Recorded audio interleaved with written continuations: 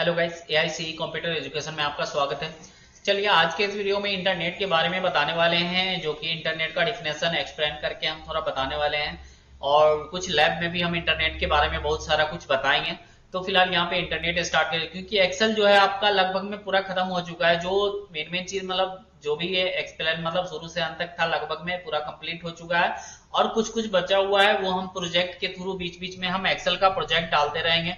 क्योंकि होता है क्या, कुछ कुछ जो चीज एडवांस चीज है वो चीजें बनाते बनाते वीडियो हम भूल जाते हैं या कभी याद आएगा तो फिर उसके बीच में हम एमएस वर्ड का भी वीडियो डालेंगे और एक्सेल का भी प्रोजेक्ट में वीडियो डालेंगे जो एडवांस लेवल का होगा। ठीक है, तो फिलहाल अभी हम यहाँ पे बिना रुके हुए हम इंटरनेट जो है स्टार्ट कर रहे हैं, जो कि एक दो दिन वीडियो नहीं आया था मेरा क्योंकि थोड़ा बिजी था, तो इस वजह से वीडियो नहीं अपलोड हो पाया था, वीडियो नहीं बन पाया था इसीलिए।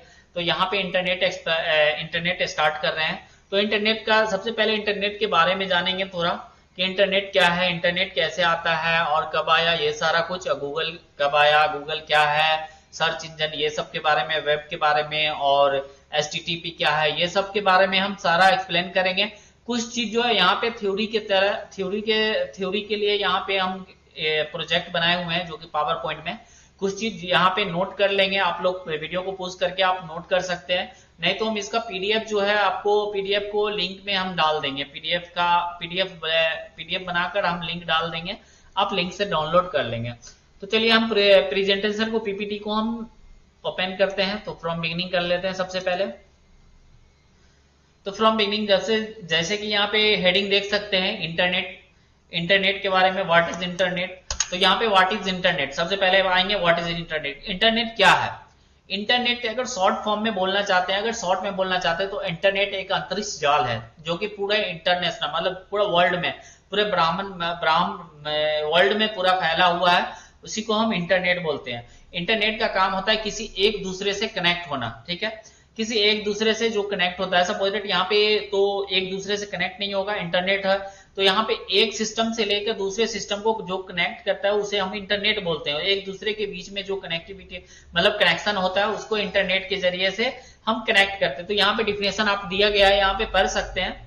यहाँ पे पढ़ने में पूरा बहुत सारा टाइम लग जाएगा, जो चीज हमको मेन है वो चीज हम बता रहे हैं। यहाँ पे आपको फिर से हम बताएंगे जो गूगल में जब प्रैक्टिकल होगा, प्रैक्टिकल में हम आपको सारा एक्सप्लेन करके बताएंगे वेब क्या है, ये सब क्या है। तो आप जो भी यहाँ पे थ्योरी दिया गया है यहाँ पे इसको नोट कर लेंगे। आप लोग वीडियो को पॉज करके आप कॉपी में नोट कर लेंगे। उसके बाद आते हैं यहाँ पे देख सकते हैं, यहाँ पे ऑलरेडी दिया गया है। दूसरे शब्दों में कहे तो सूचनाओं के आदान प्रदान करने के लिए टीसीपी आईपी प्रोटोकॉल के माध्यम से दो कंप्यूटरों के बीच स्थापित संबंध को इंटरनेट कहते हैं। ठीक है, तो यहाँ पे आईपी प्रोटोकॉल क्या होता है, टीसीपी क्या होता है, ये सारा हम प्रोजेक्ट में मतलब जो लैब चलेगा उसमें भी बताएंगे और इसके आगे भी हम बताएंगे ये सब क्या होता है, आईपी क्या होता है, आईपी एड्रेस क्या होता है, ये सब के बारे में। तो वीडियो को शुरू से अंत तक देखेंगे। ठीक है, उसके बाद यहाँ पे आता है डिफिनेशन इन इंटरनेट। डिफिनेशन के इंटरनेट के बारे में, डिफिनेशन मतलब डिफिनेशन क्या है इंटरनेट का। तो यहाँ पे इंटरनेट एक इंग्लिश शब्द है जो इंग्लिश के ही एक और शब्द इंटरवर्ड से लिया गया है। हिंदी में इंटरनेट का मीनिंग होता है अंतरजाल। ठीक है, इंटरनेट का अगर हिंदी वर्ड खोजा जाए तो यहाँ पे इंटरनेट का हिंदी वर्ड होता है अंतरजाल। इंटरनेट हजारों लाखों कंप्यूटर का एक जाल है। इसे हिंदी में अंतरजाल या फिर सामान्य भाषा में महाजाल भी कह सकते हैं। इंटरनेट का इतिहास बहुत ही ज्यादा पुराना नहीं है। ठीक है, इंटरनेट का इतिहास जो है, इंटरनेट जो चालू हुआ है ये बहुत ही पुराना नहीं है। 1960 में शीत युद्ध के दौरान गुप्त रूप से बहुत तेजी गति से सूचनाओं के आदान प्रदान करने की आवश्यकता हुई। इसी आवश्यकता को पूर्ति के लिए तकनीकी का इस्तेमाल कर एक नेटवर्क की खोज हुई जिसे आज हम इंटरनेट के नाम से जानते हैं। तो यहाँ पे नोट कर लेंगे, जो भी है नोट कर लेंगे। आप नोट कर लेंगे तो ज्यादा बेटर रहेगा। उसके बाद इंटरनेट की खोज किसने की, तो यहाँ पे इंटरनेट की खोज किसने की यहाँ पे बताया गया है, यहाँ पे नोट कर लेंगे आप जो भी है। जिन्होंने सन 1962 में कंप्यूटर का एक गैलेक्टिक नेटवर्क बनाने का प्रताप रखा जिस पर लगातार काम होता है। ठीक है, तो यहाँ पे जो भी आपको दिख रहा है, यहाँ पे वीडियो में जो भी दिख रहा है आप नोट कर लें तो ज्यादा बेटर रहेगा, क्योंकि इंटरनेट का यहाँ पे आपको नोट भी मिल जाएगा, सारा कुछ मिल जाएगा। उसके बाद भारत में इंटरनेट की शुरुआत कब की गई यहाँ पे दिया गया है, देख सकते हैं। विदेश संचार निगम बीएसएनएल द्वारा चालू किया गया था। ठीक है, इंडिया में सबसे पहला जो इंटरनेट आया वो 14 अगस्त 1995 को यहाँ पे इंडिया में लॉन्च हो चुका था इंटरनेट। बट इसका ट्रायल जो होता है, जो फाइनल टच होता है, उसको वो 15 अगस्त 1995 को दिया गया था। ठीक है, यह इंटरनेट का कहानी जो है ये ज्यादा पुराना नहीं है। तो यहाँ पे 15 अगस्त 1995 को जो फाइनल टच दिया गया था इंडिया में, जिसको मतलब इंटरनेट को लाने वाला जो था बीएसएनएल था। ठीक है, भारत संचार निगम लिमिटेड है।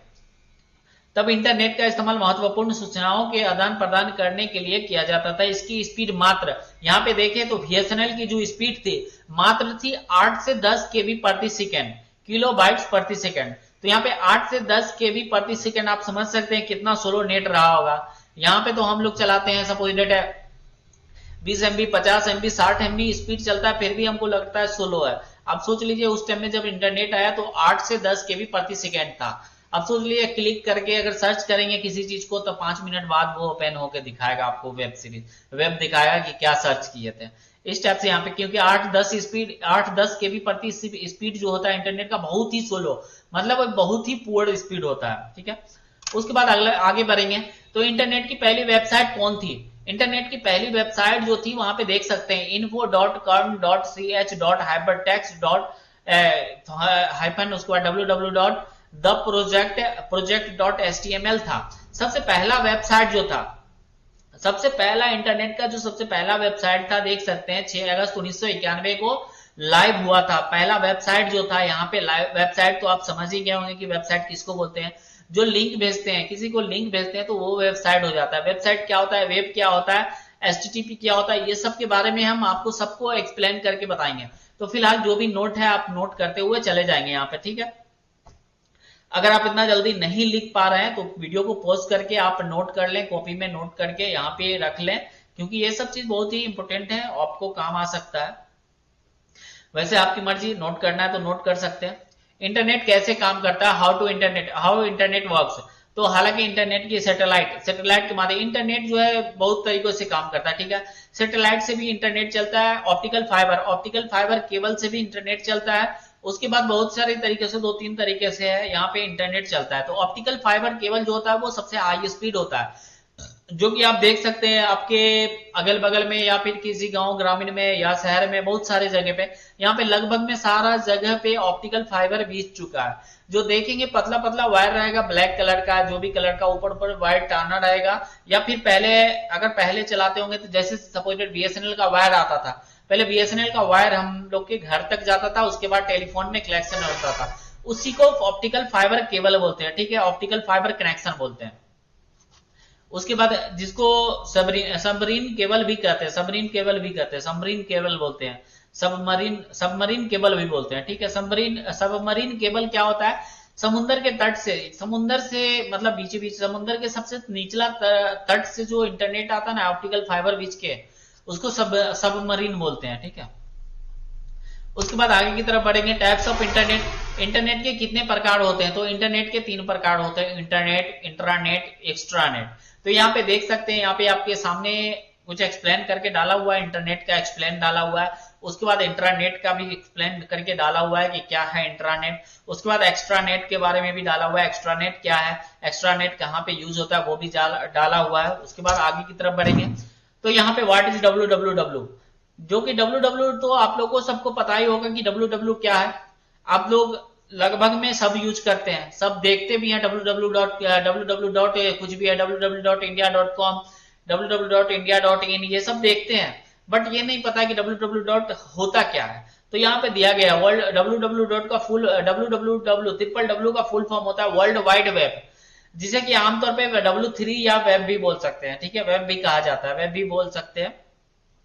असल में यह एक इंटरकनेक्टेड सिस्टम होता है जो पब्लिक वेब पेज का, जिसे कि इंटरनेट के माध्यम से एक्सेस किया जाता है।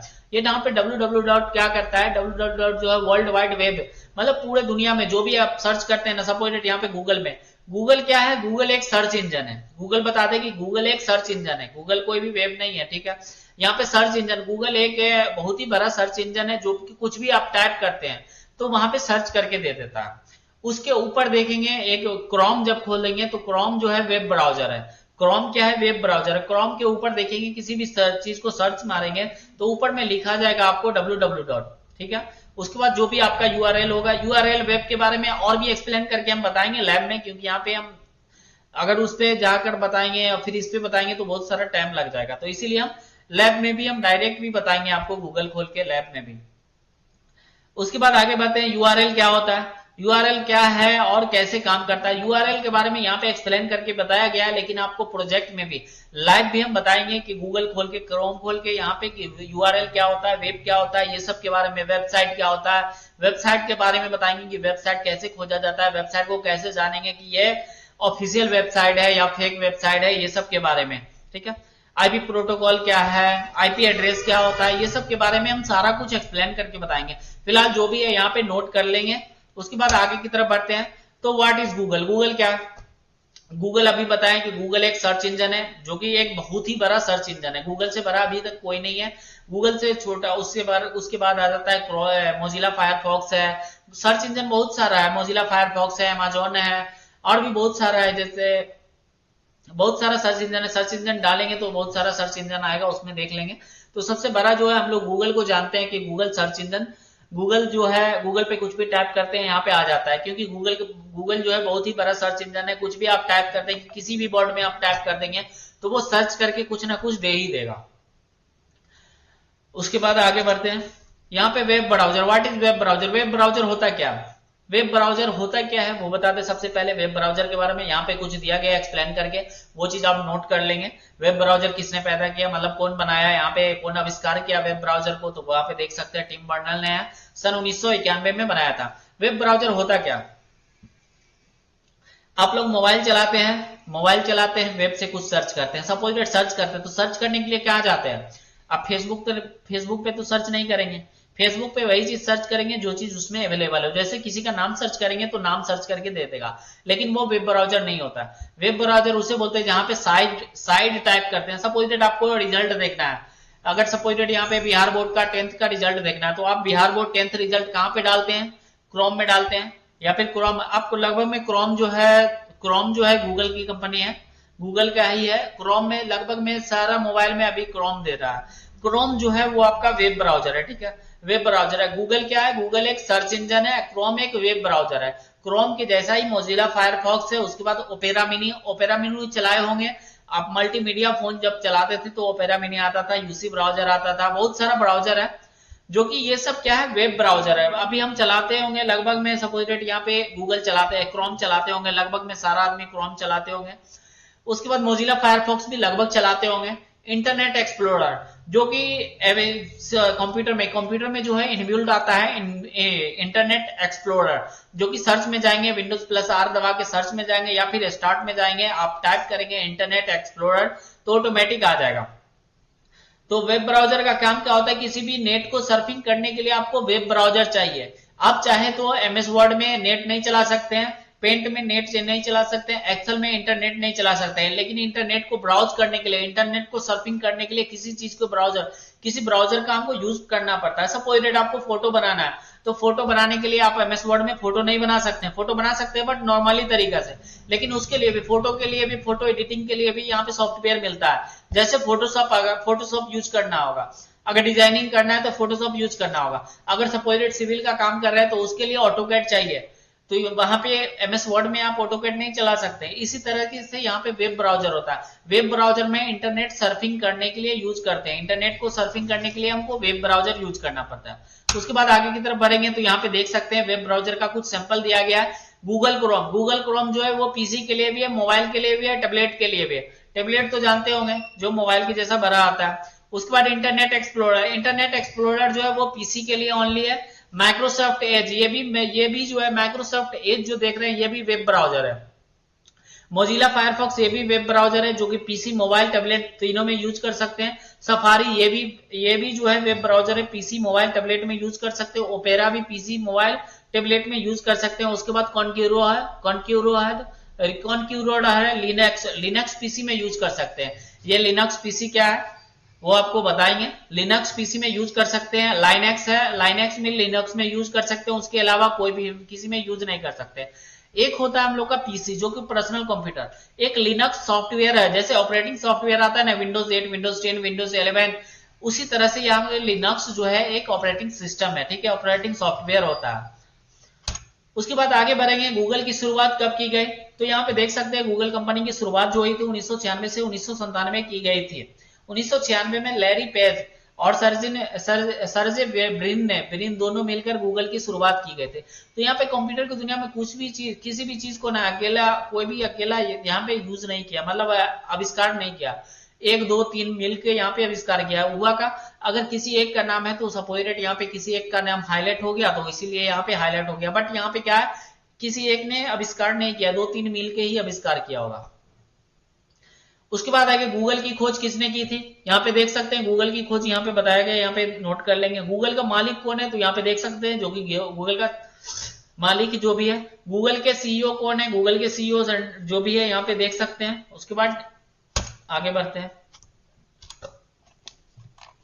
तो यहाँ पे लगभग मैं आपका सारा यहाँ पे एक्सप्लेन करके बता दिए हैं, जो भी है एक्सप्लेन हम लैब में करेंगे। उसके बाद कुछ चीज बता देते हैं।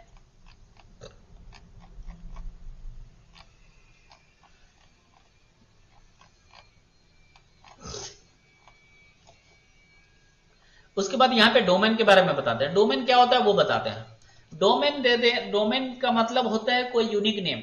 सपोज डेट आपका आधार नंबर क्या होता है, वो यूनिक होता है। तो डोमेन के बारे में बताइए, यहाँ पे डोमेन दिया गया है, डोमेन और पर्पस, यहाँ पे डोमेन भी है, पर्पस भी है। पर्पस मतलब काम करने का क्या है, ठीक है। सपोज डेट यहाँ पे डोमेन समझ गए, यहाँ पे डोमेन जो होता है वो ac.com, edu, gov ये सब लगता है, तो उसको हम डोमेन बोलते हैं, ठीक है। डोमेन क्या होता है वो हम गूगल पे अच्छे से हम बताएंगे, यहाँ पे डोमेन क्या होता है, एक्सटेंशन क्या होता है, ये सारा कुछ हम बताएंगे। लेकिन फिलहाल यहाँ पे थोड़ा सा बता दे रहे हैं डोमेन।